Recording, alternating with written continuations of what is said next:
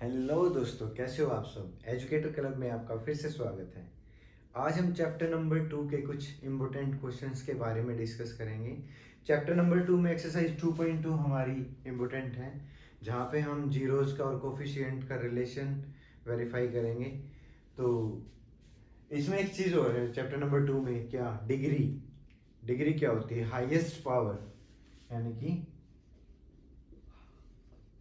Highest power of x in P x. ये P x क्या है? कोई भी एक polynomial. Highest power of x in P x. Like जैसे मैं फॉर एग्जाम्पल मैं बात करता हूँ कि मैं ले लिया x cube plus 5x minus 2। तो इसमें हम देखेंगे कि x की हाईएस्ट पावर कितनी है? 3 है। तो इसकी डिग्री क्या हो गई? 3। ठीक है, एक एग्जाम्पल और ले लेते हैं। जैसे मैं ले लूं x की पावर 5 प्लस 2x माइनस 3। इसमें x की हाईएस्ट पावर क्या है? 5 है। तो इसकी डिग्री क्या हो गई? 5। ठीक है, तो आओ स्टार्ट करते हैं अब एक्सरसाइज 2.2 से। अब 2.2 में हमारा दो ही क्वेश्चन बनते हैं। फर्स्ट क्वेश्चन क्या है? एनसीईआरटी से ही ले रहा हूं मैं ये क्वेश्चन। फर्स्ट क्वेश्चन क्या है कि find the zeros of the quadratic polynomial. Zeros find out करने हैं, उसके बाद हमें रिलेशनशिप फाइंड आउट करना है जीरोज का और कोफिशिएंट का। तो सबसे पहले मैं कोफिशिएंट बताता हूं आप लोग। कोफिशिएंट क्या होता है? देखो, हमारी जो स्टैंडर्ड फॉर्म होती है,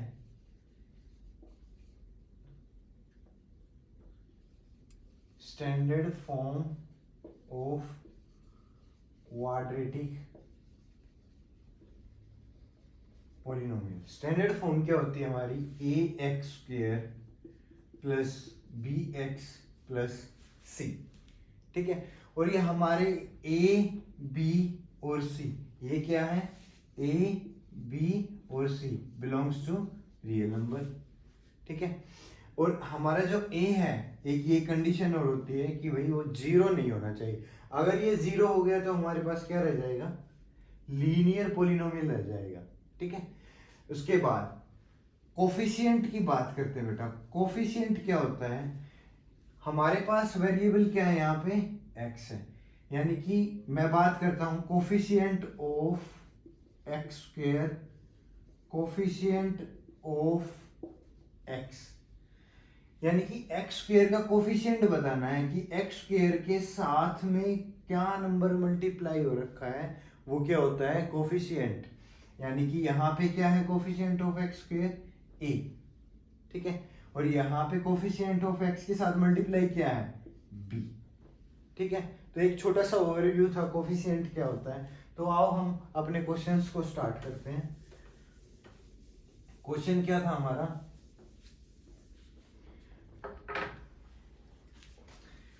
6x square minus 3 minus 7x। ये एनसीईआरटी से ही लिया बेटा मैंने।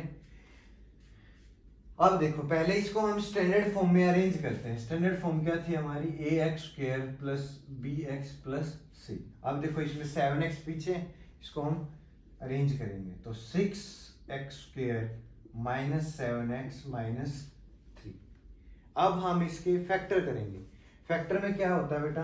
जो कांस्टेंट टर्म होती है और जो कोफिशिएंट ऑफ एक्स स्क्वेयर, उन दोनों को हम मल्टीप्लाई करते हैं। यानी कि 6 इंटू 3, 6 3 जा 18। यानी कि हमें कोई दो नंबर ऐसे लेने हैं जिनको मल्टीप्लाई करने पे तो 18 आए और एडिशन या सब्ट्रैक्शन करने पे क्या आए? -7 आए। तो सबसे पहले देखो, 18 के हम प्राइम फैक्टर कर लेते हैं। 2 9 जा 3 3 जा 9। तो यानी कि 2 इंटू 3 इंटू 3, 18 के प्राइम फैक्टर ये आ गए बेटा। अब हम यहीं से ही अपने देखेंगे कि क्या हमारा पॉसिबल बन रहा है। देखो, 3 2 जा 6, एक बन गया 2 9।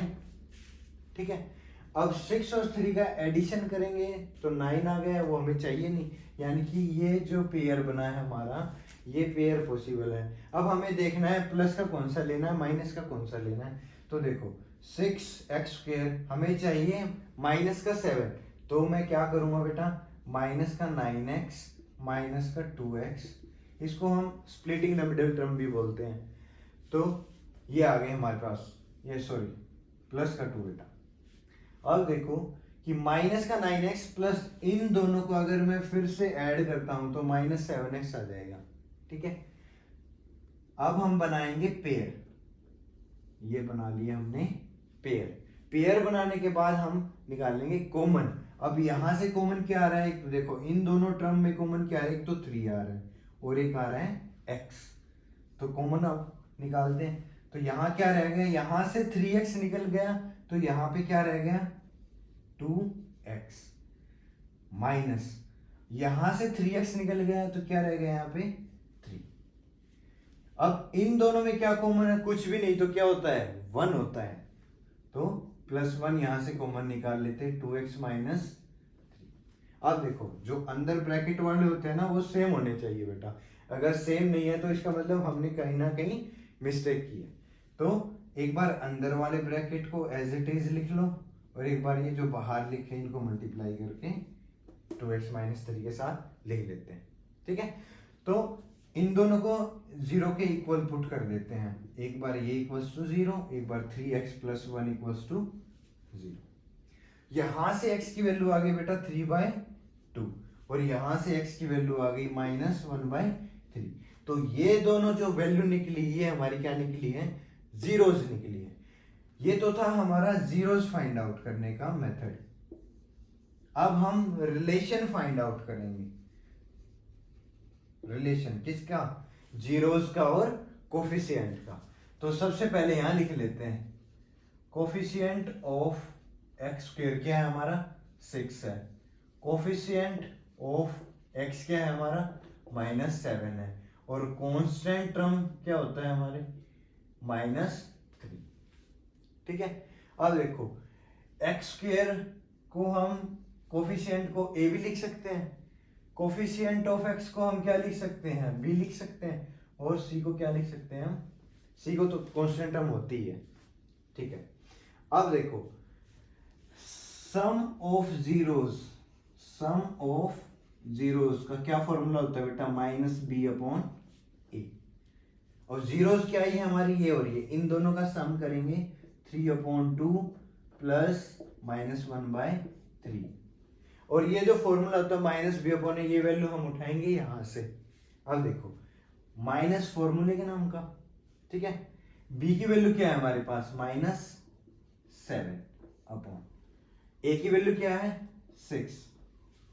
अब देखो अब इनको सोल्व करते हैं, एलसीएम आ गया 6, 2 3 जा 3 3 जा 9, प्लस माइनस माइनस 3 2 जा 6, 2 1 जा 2 इक्वल्स टू, माइनस से माइनस यहाँ आ गया, यहाँ कितना रहेगा 7/6। अब लेफ्ट हैंड साइड में देखना 9 - 2 7/6 equals to 7/6।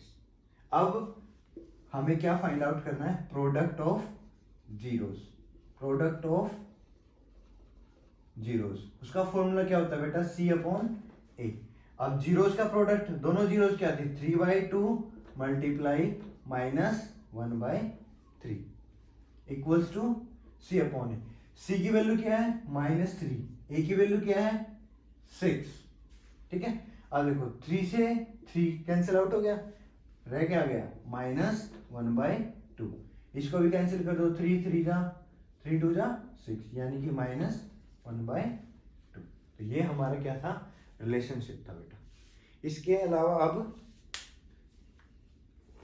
Exercise 2.2 question number 1 को आपका 4th पार्ट इंपॉर्टेंट है, 5th पार्ट इंपॉर्टेंट है और 6th पार्ट इंपॉर्टेंट है। इनकी प्रैक्टिस आपको करनी है, ठीक है। आइए अब सेकंड क्वेश्चन पे चलते हैं। सेकंड क्वेश्चन पे चलते हैं।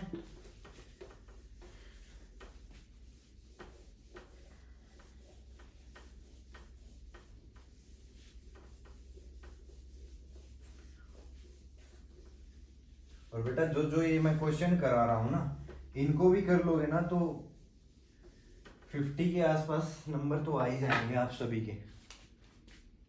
क्वेश्चन नंबर 2 में क्या कह रहा है कि हमें क्वाड्रेटिक पॉलिनोमियल फाइंड आउट करना है। हमें वैल्यूज गिवन किया है sum and product of its zeros. So question number 2 का फर्स्ट पार्ट क्या है, 1/4 -1।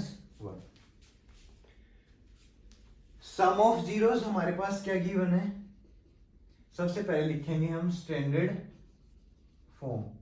क्या होती है हमारे पास, ax² plus bx plus c, ये क्वाड्रेटिक पॉलिनोमियल की स्टैंडर्ड फॉर्म थी।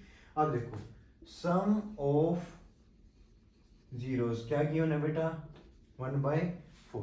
सम ऑफ जीरोस का फॉर्मूला क्या था, -b/a। ये किसके वैल्यू गिवन है हमें, 1/4।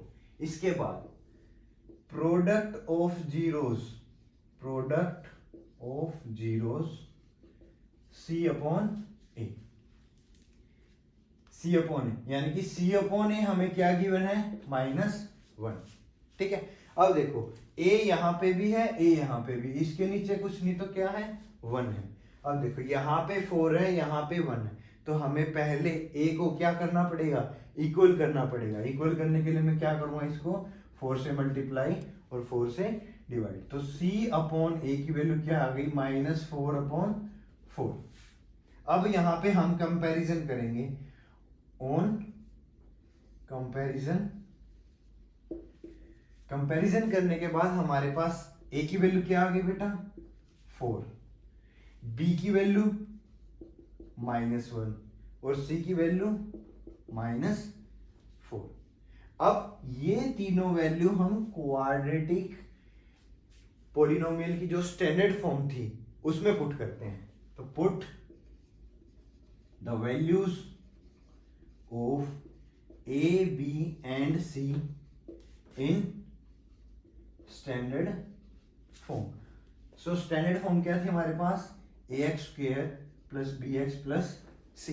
अब a की वैल्यू क्या है, 4x² -1x, c की वैल्यू -4, और -1 को लिखने की बेटा जरूरत नहीं होती, तो और 4x² -x -4, ये क्या आ गया हमारा क्वाड्रेटिक पॉलिनोमियल।